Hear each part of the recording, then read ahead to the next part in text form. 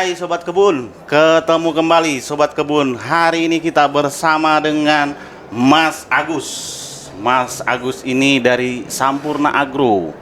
Nah, tema yang kita kupas tuntas hari ini Sobat Kebun, peredaran benih palsu. Oke, Sobat Kebun, penasaran kan?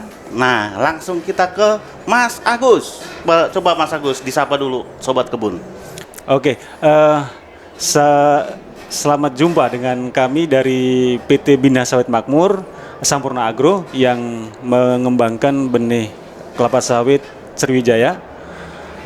Dalam kesempatan kali ini Pak, kita akan menyampaikan mengenai peredaran benih palsu yang selama ini menjadi momok dari dunia perkelapa sawitan, terutama dengan menurunnya produktivitas kelapa sawit, sehingga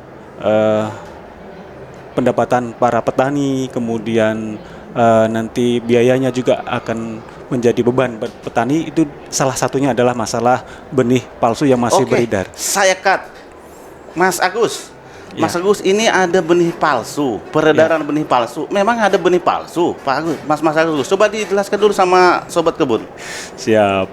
Ya, jadi nanti dikiranya benih palsu adalah benih yang dari plastik ya, tapi enggak.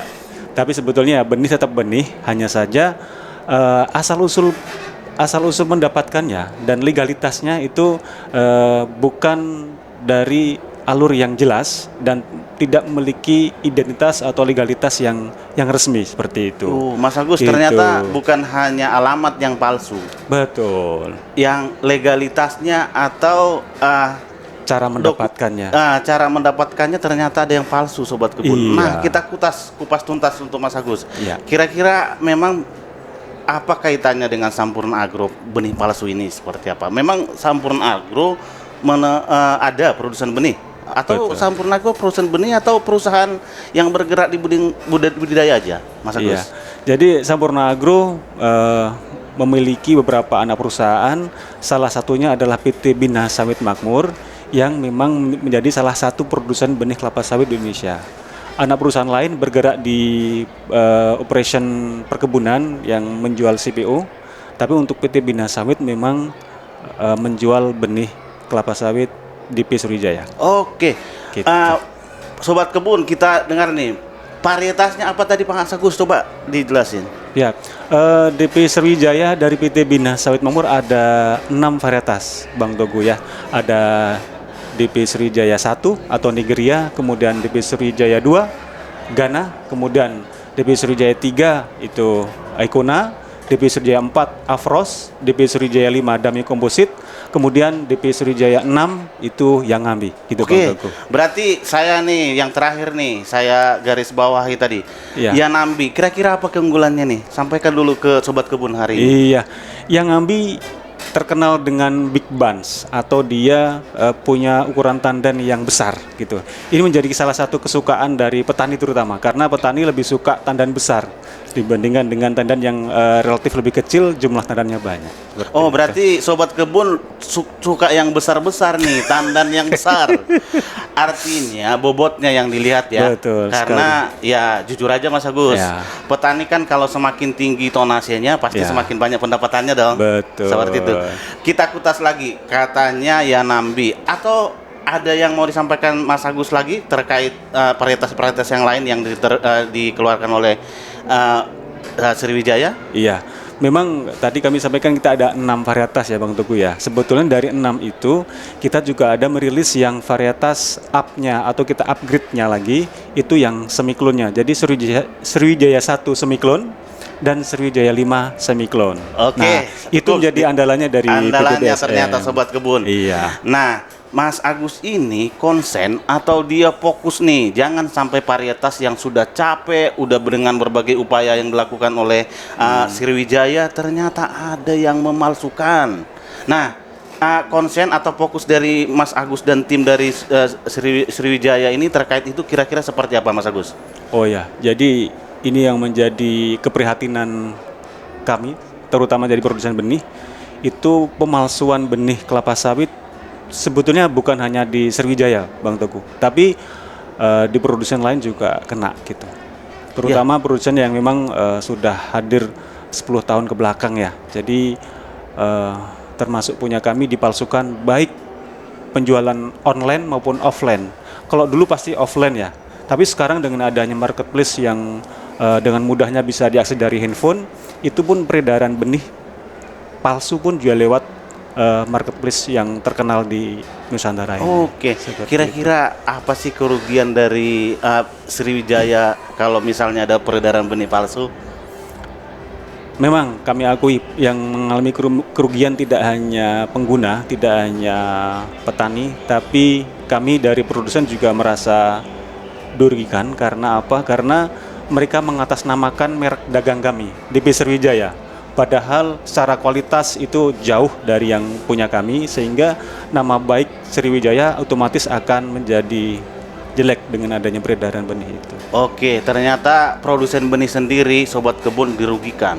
Iya. Terlebih petani, sobat kebun, pekebun ternyata menjadi yang dirugikan juga kalau ada peredaran benih palsu. Iya.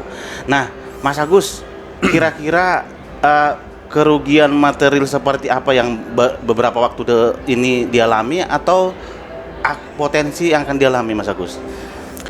Saya cerita dari kerugian yang dari sisi kami dulu ya, dari sisi PT Bina Sawit Makmur dari Sampurna Agro. Tidak lama dari acara Bunex ini kemarin kami mendapat telepon dari salah satu customer benih palsu. Ternyata mereka menerima produk benih palsu itu, di kemasannya dicantumkan nomor handphone kami. Padahal benih yang mereka terima ternyata di luar spek, seperti ada yang busuk, akarnya patah gitu, dan mereka komplainnya ke kami. Padahal mereka belinya dengan marketplace yang nggak jelas gitu loh Pak, melalui marketplace yang nggak jelas, kemudian mengatasnamakan PT kami dan nomor kontaknya kontak dari perusahaan kami yang dicantumkan, sehingga otomatis menambah beban kami juga baik di pekerjaan sehari-hari, kemudian nama baik kami juga ikut jelek gara-gara kualitas seperti itu. Nah, itu yang apa namanya salah satu kerugian yang kami alami. Tapi sebetulnya tidak hanya itu, Bang Togu, kerugian yang dialami petani jauh lebih besar karena kami sadari harga benih itu tidak murah ya. Jadi dari sisi biaya, mereka udah keluar biaya, kemudian nanti dari sisi waktu udah menunggu paling cepat 3 tahun, karena dari bibitan setahun, kemudian nanti selama TBM itu 2,5 tahun atau sampai dengan 3 tahun, jadi total sekitar 3,5 sampai 4 tahun ya untuk menunggu buah hasil. Begitu buah mengeluarkan yang mereka nantikan ternyata nggak sesuai harapan. Dan itu menjadi kerugian jelas bagi petani gitu. Oke, sobat kebun rugi dalam waktu, dari materi, dan ini Mas Agus, kami catat nih, ternyata ada proses untuk mendapatkan benih unggul yang dari Bapak tadi. Betul. Coba Pak disampaikan lebih ringkes. Siap. Jadi untuk saat ini yang beredar di Indonesia masih dari persilangan antara Dura Piscifera. Meskipun sebetulnya ke depan ini ada beberapa sumber benih yang mengeluarkan versi cloning atau klonalnya gitu ya. Tapi yang sekarang beredar masih yang Dura kali Piscifera. Jadi diperlukan adalah sumber benih memerlukan kebun induk ya. Di situ ada pohon Dura dan pohon Piscifera. Semua sumber benih sepakat untuk sebagai induk ibu itu menggunakan pohon Dura, kemudian untuk pohon bapaknya menggunakan pokok Piscifera ya. Sehingga dari persilangan Dura dan Piscifera tadi itu dihasilkanlah benih unggul kelapa sawit. Tapi tentunya tidak sekedar Dura dan Piscifera, tapi harus Dura Piscifera terpilih dan secara silsilah itu dapat dipertanggungjawabkan. Oke, ketertelusurannya jelas. Betul. Oke, betul. Mas Agus, ini tadi kan yang Nambi nih. Kira-kira dirilis atau di varietas ini dilepas dari Sampurna Agro tahun berapa, Mas Agus? Kalau untuk yang ngambil sendiri tahun 2007, Bang Togu. Tapi kalau yang Sriwijaya 1 sampai dengan Sriwijaya 5 itu tahun 2004. Kemudian yang tadi saya sebutkan ada 2 yang semiklon ya, Sriwijaya 1 semiklon dan Sriwijaya 5 semiklon itu di tahun 2014. Namun kita penjualan secara komersilnya di tahun 2015 mulainya. Oke, 2015. Nah, Mas Agus, kira-kira apa upaya yang dilakukan oleh produsen sendiri dari Bapak, dari tim Bapak itu untuk meminimalisir ini nih, peredaran benih palsu ini? Kira-kira yang konkret seperti apa? Oke. Jadi atas keprihatinan kita seperti yang tadi saya sampaikan di awal, BSM melakukan beberapa upaya, baik yang kita lakukan secara mandiri maupun yang kita lakukan melalui program-program pemerintah. Yang kita lakukan secara mandiri diantaranya kita selalu welcome kepada siapapun tamu yang datang, mau perorangan, perusahaan, kelompok tani, koperasi, itu untuk melihat dapur kami, kebun induk kami, pohon duranya, pohon pisciferanya, pohon persilangan yang kita uji cobakan, itu welcome, dilihat, silahkan. Dan disitulah kita mengedukasi mereka, ini loh cara mendapatkan benih yang benar gitu. Dan kita juga lihatkan hasilnya seperti ini setelah menggunakan benih yang bagus, yang benar, kita lihatkan ini loh hasilnya. Oke. Gitu. Itu salah satu. Ternyata sobat kebun, Mas Agus ini dan tim ini transparan. Nah, dalam hal ini peredaran benih palsu menjadi tanggung jawab semua. Ya. Siapa yang paling bertanggung jawab sebenarnya adalah pemerintah. Pemerintah dalam hal ini ada Dijen Perkebunan, ada juga dari Dinas UPTD yang mengawasi ini. Nah, kalau pemerintah sendiri sebenarnya ada pengawas benih tanaman. Kalau pengawas benih tanaman juga tidak ada, nanti peredaran benih palsu akan ada namanya penyidik pegawai negeri sipil yang harus berkomitmen melakukan ini, seperti itu. Jadi sobat kebun, tetap pantengin kita, tetap tonton kita di sini karena Mas Agus akan memberikan tips, akan memberikan masukan ke kita, pemerintah, dan juga masukan tentunya ke sobat kebun. Kami sampaikan, Mas Agus, coba apa yang mau disampaikan ke sobat kebun kita untuk peredaran benih palsu yang menjadi momok bagi kita semua. Siap, Bang Teguh. Jadi kami lanjutkan yang tadi ya. Jadi BSM selain menerima tamu setiap kunjungan ke dapur kami, BSM juga memberikan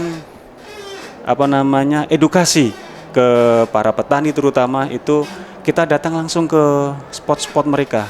Ketika mereka ada acara perkumpulan atau apa, kita datang di situ, kita melakukan sosialisasi dan mengedukasi benih palsu, benih unggul, selalu kita bandingkan seperti itu. Oke, coba diajak dulu ke sobat kebun. Ke sobat kebun coba.